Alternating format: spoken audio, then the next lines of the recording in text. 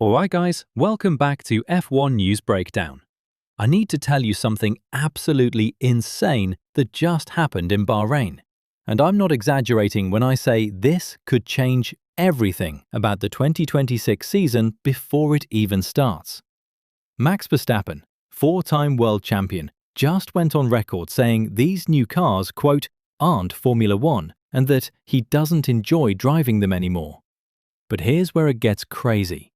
While Max is out here threatening to quit the sport, Red Bull just exposed a secret driving technique that's making them untouchable on the straights. At the same time, Mercedes is in full panic mode because their engine trick that could be worth 0.3 per lap might get banned before Melbourne. And guys, I witnessed something at this test that genuinely shocked me, and I'm going to tell you exactly what it was later in this video. But before we get there, if you're not subscribed to F1 News Breakdown, hit that subscribe button right now, because we're the only channel breaking down F1 news with this level of depth. Smash that like button, drop a comment, because trust me, you need to stick around until the very end of this video. There's a vote happening this week that could blow up the entire championship. So let me paint you a picture. Yesterday I'm scrolling through X, and by the way, if you're following F1 News Breakdown on X, you already saw me posting about this in real time.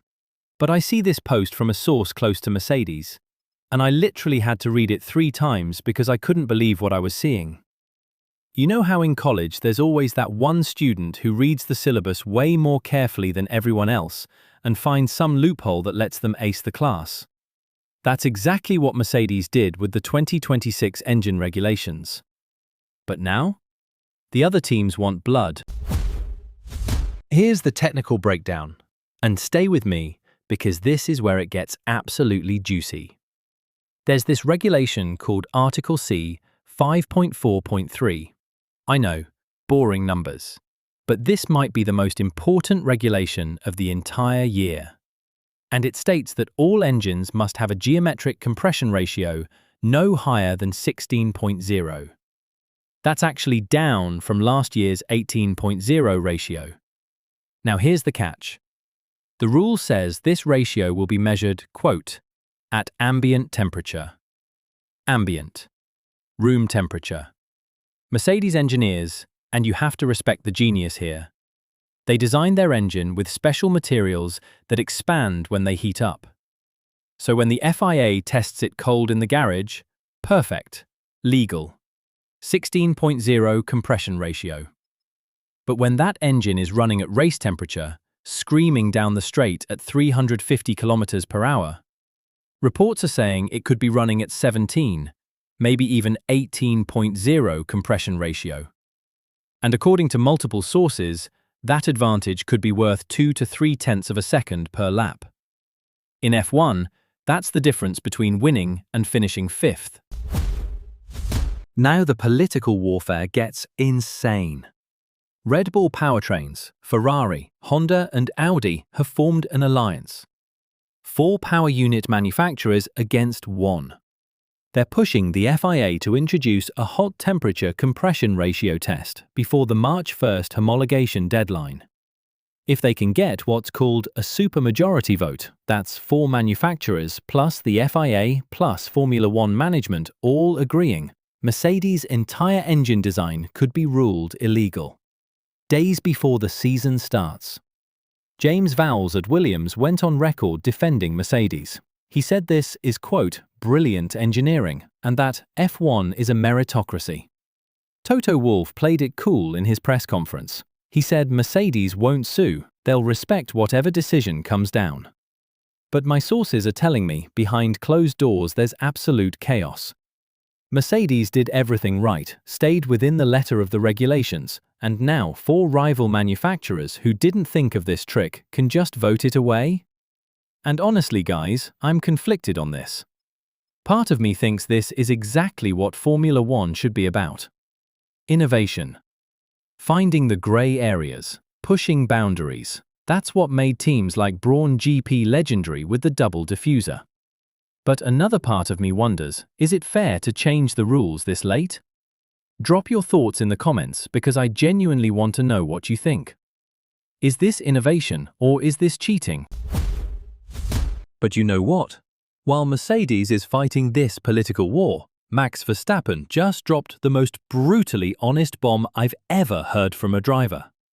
When I heard this quote, I literally had to stop what I was doing and just sit there for a minute because I couldn't believe he actually said it on the record.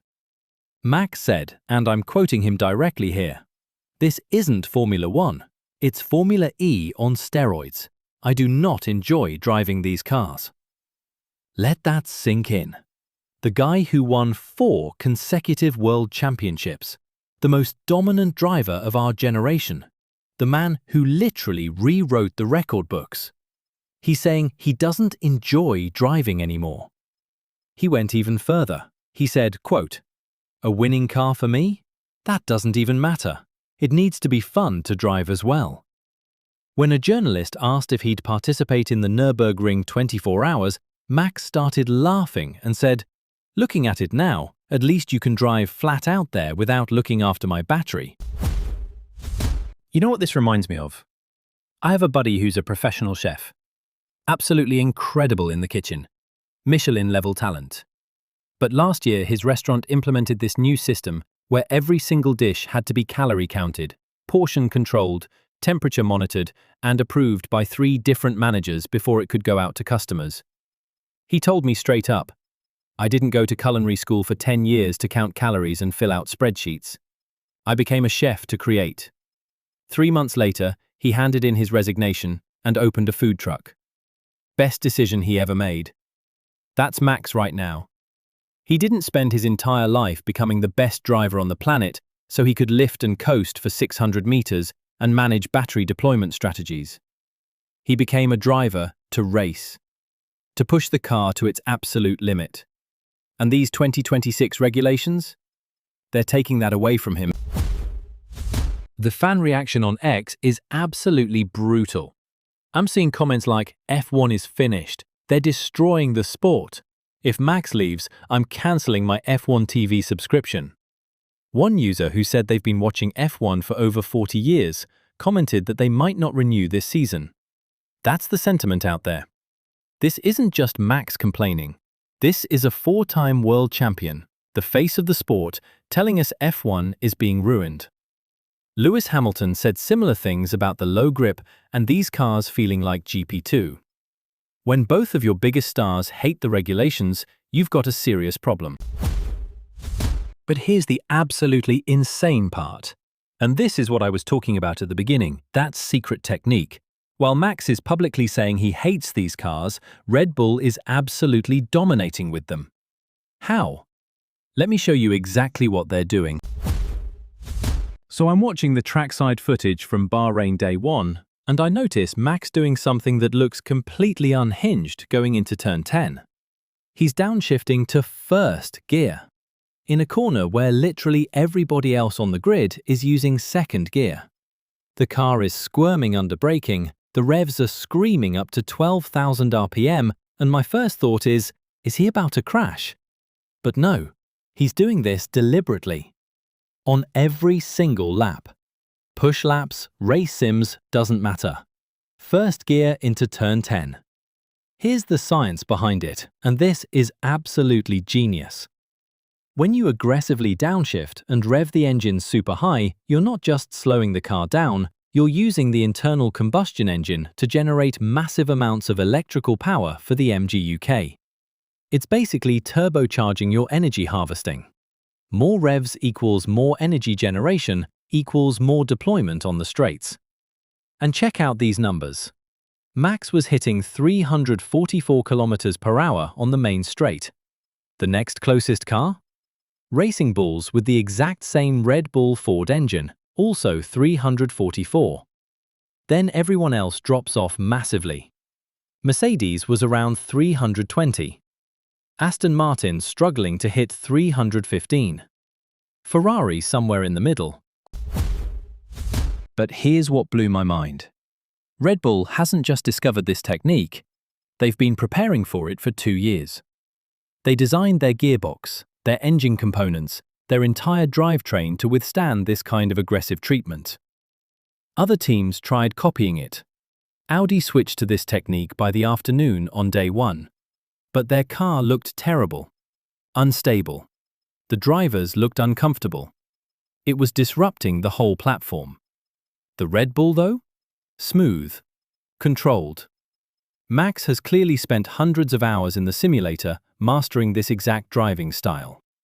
It's like watching someone invent a new technique in MMA. Everyone can see it now. Everyone knows what's happening. But only one person has trained their body and their reflexes to actually execute it perfectly. That's Red Bull right now.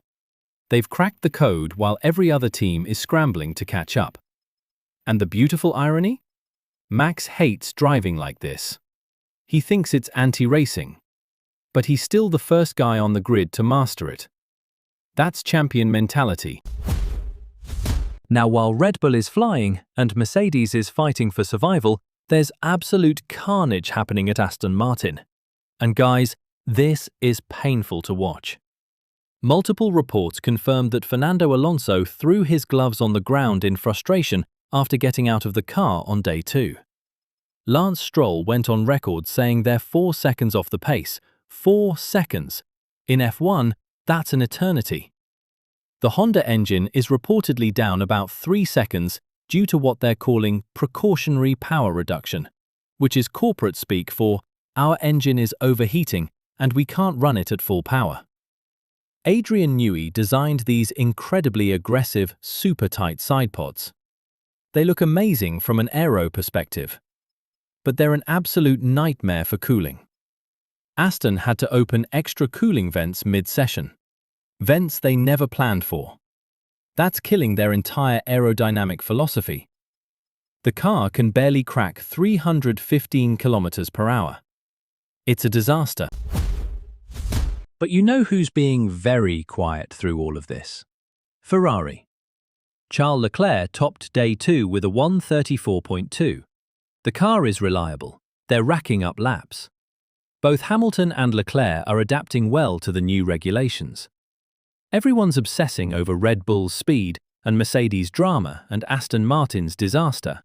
But Ferrari is just quietly putting in the work. Mark my words, they might sneak up and steal this championship while everyone else is fighting. So where does all of this leave us heading into Melbourne?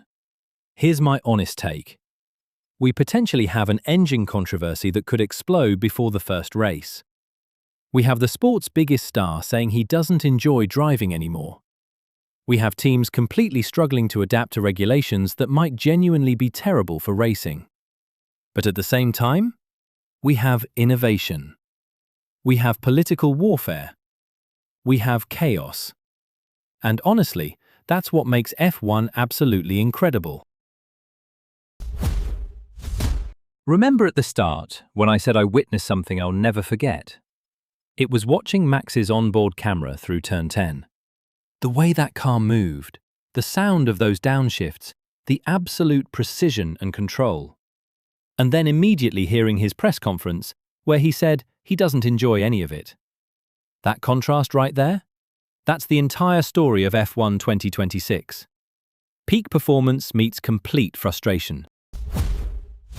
My prediction? Mercedes' compression ratio trick gets banned before Australia, but they'll still be competitive. Red Bull starts strong, but reliability becomes their weakness with this aggressive driving style. Ferrari plays the long game and takes the championship. And Max? He'll dominate while complaining the entire season, then probably go win Le Mans just to prove he can. But here's what I need from you right now. If you made it this far, and I can see the view duration stats, so I know who the real fans are, do me 2 favors. Number 1, hit that subscribe button for F1 News Breakdown if you haven't already. We are the only channel giving you this level of deep technical analysis mixed with the real political drama. Number 2, drop a comment right now. Are you excited or worried about the 2026 season? Is Max right that these regulations are anti-racing, or should we give it more time?